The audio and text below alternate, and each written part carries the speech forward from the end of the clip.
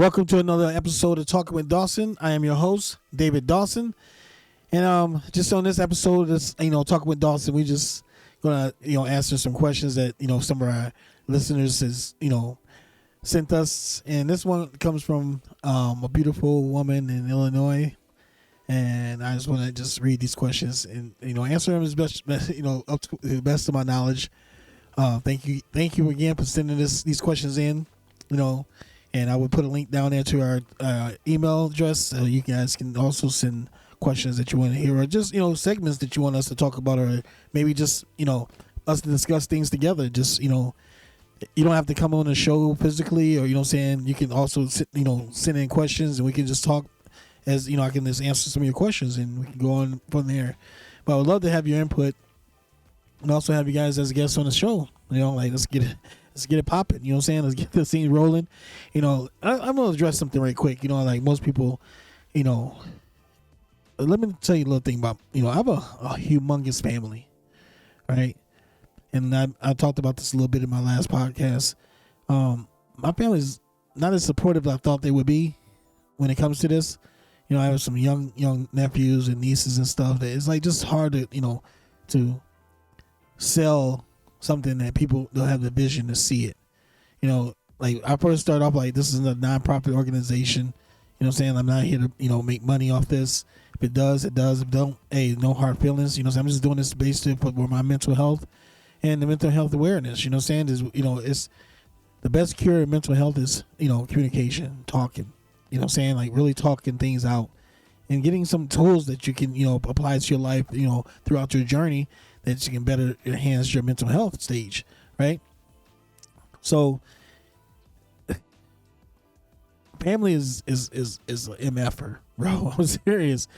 It's just, to me, it's like, I don't need anyone to, to be inspired to do this podcast, but it's just like, it was just, I did it with the intention that my family can be part of this, and you guys, if you watch, some of the podcasts before, you see my daughter on here, and, a friend of mine in St. Martin, and then my boy, JD, just people, these are random people, just my daughter being my blood, but the rest of the people are just, people that I met, through, work, or, like I met T from Call of Duty, and hopefully, that's another thing. Shout out T. I hope that you take that invitation of coming back on the show again. We loved your segment about,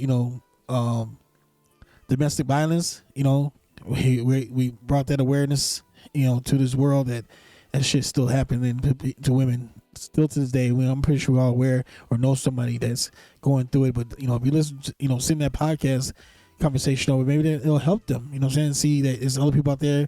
There's other people out there that's, going through this or went through that, and is there to help by just communicating, talking to one another. So without further notice, let's just get this. Let's dive into this, and let's answer this question. So one of the questions: where did you grow up? Well, I grew up in Chicago, Illinois. I was born in East St. Louis, and later on, my mom moved to the south side of Chicago, and I grew up in the Wild Hunnets, as a child. And then we moved out to the, the west suburbs of Illinois, called Elgin, Illinois. That's where I, spent most of my life at, just in and out of, situations and problems. And, it just was a town that, when I grew up, it was family oriented. I grew up, I used to live on a street called Ann Street in Elgin, right?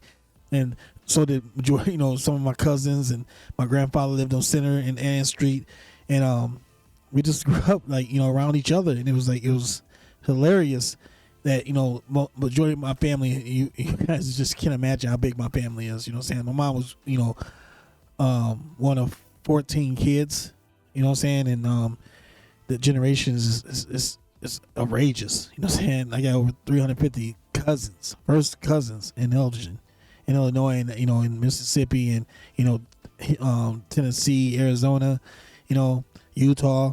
I got cousins all over the place, and we were huge. But the majority of my family still live in Chicago, in Elgin, and so that's where I grew up at, and just your mom had a job, raised 5 kids by herself, and did what she could for us to that we do the best we can do to survive. And so I wasn't handed a silver spoon. I mean, like, I was out there, hustling, bustling, getting into trouble, doing things that young kids do. Now I'm a grown man, and put away those childish ways, but I never forget where I came from, and I never will forget where I came from, because it has molded me to the man I am today.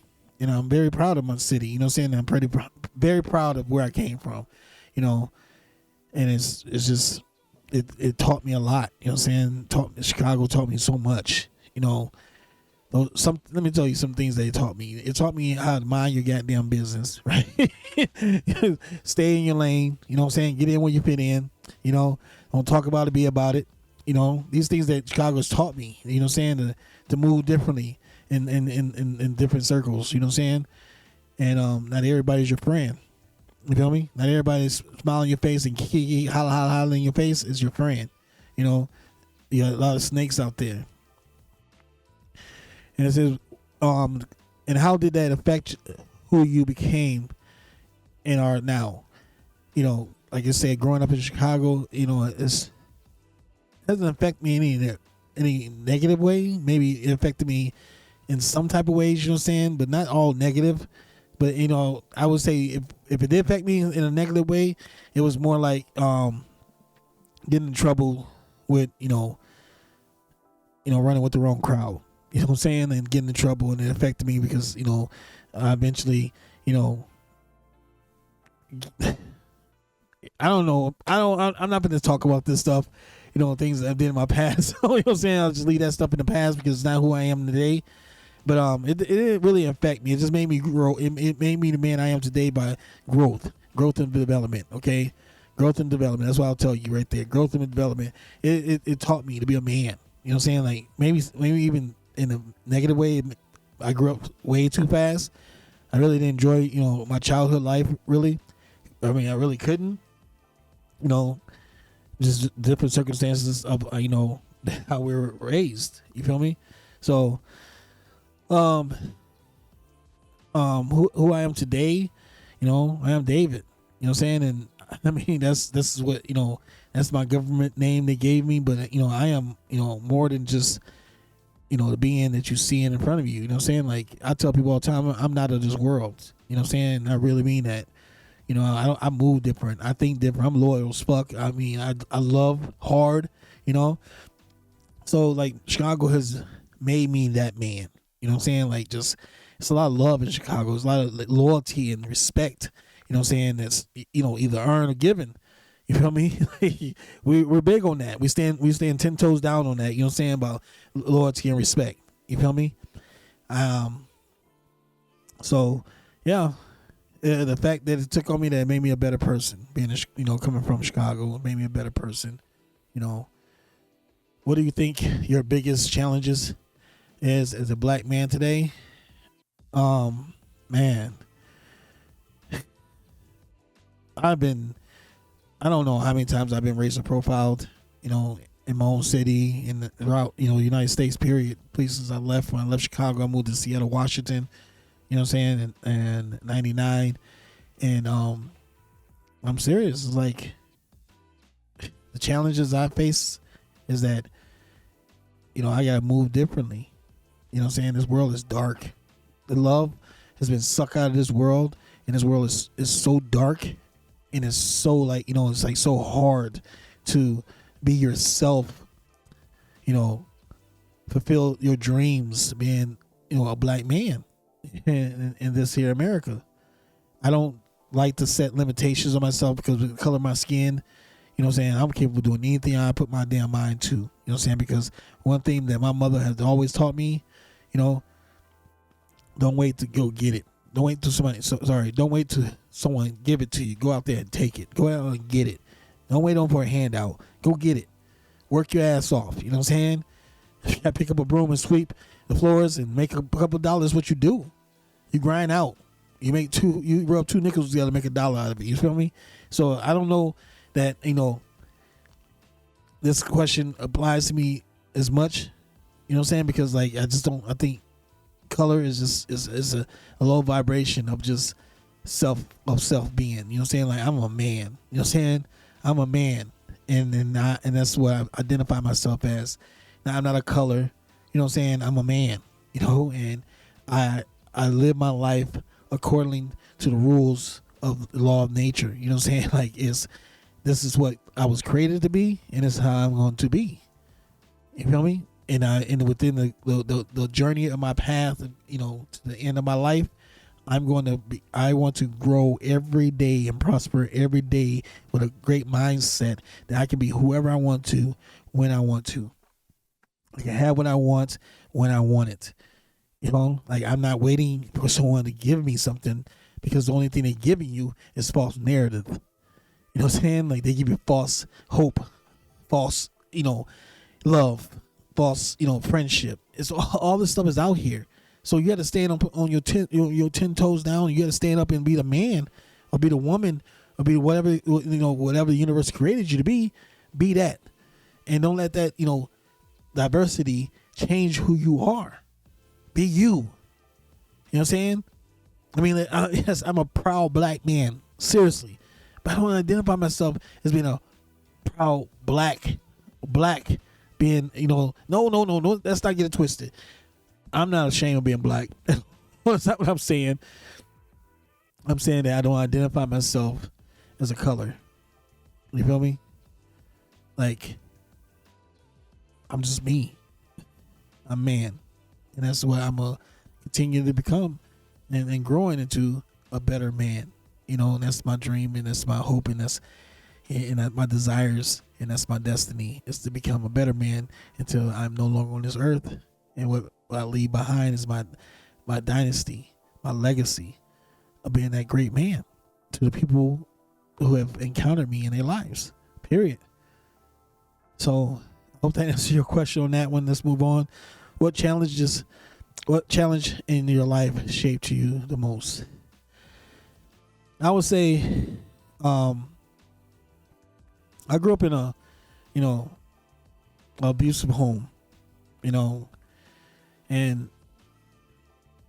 I would say growing up with 4 sisters and a mother and no father in my household has shaped my life, because, you know, we just did a segment on domestic violence, and I didn't really get to talk because it wasn't about me. It was about the 2 women that I interviewed, and, you know, but I was a very abusive, you know, husband and boyfriend, you know, because I've seen nothing but violence in my own life, in my own past, you know, and women in my life, you know, my mother, you know, she was the best mother she could be, but she, you know, she disciplined in a way that, you know, to me wasn't, you know, necessary.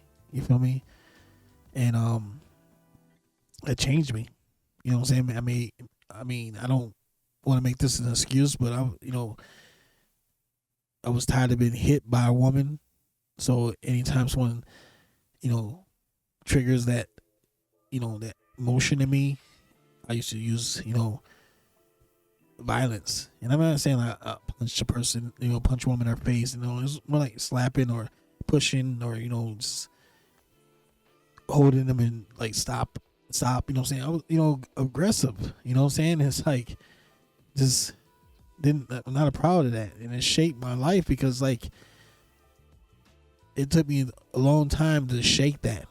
You know what I'm saying? To get rid of that, because that anger is so strong. It had a strong grip on my life. And you know, I don't blame my mom. I've forgiven her. You know what I'm saying? And just I knew that, you know, her lifestyle, the way she come from, was the same thing. And it's like a learned pattern. And she learned, you know, that's how she felt, the way to, you know, to show us that, you know, when we need to be put in our place, that's the way she showed it, that we need to be, how we need to be put in our place. And that's the only result that she had was, you know, whatever she can get her hands on. So in that case, it's just, you know, it's a lot, you know, that happened that shaped my life. So that was one of them, you know. So next question, what's the biggest takeaway you hope listeners learn? Well, I believe that if you sincerely, I'm gonna say this. You can look at me and you can dictate, you can, pick me apart, saying that, oh, you don't have the brightest smile, or, you don't, you're a fat guy, or, saying you this, you don't speak as well, or you don't pronounce words right. You can say all that, but if you take all the unnecessary negative flaws about me and really listen, really pay attention, listen to what I'm saying, right? There's a lot of shoes that I don't walked in. There's a lot of walks of life that I walked in. And I guarantee you, I can relate to most of the things that normal people are going through. See, we're in this era right now with all these celebrities losing their lives, saying their fame because of the choices they made in their lives, right? Like P. Diddy and, other people. But P. Diddy right now, like he's going through a moment of life right now, right?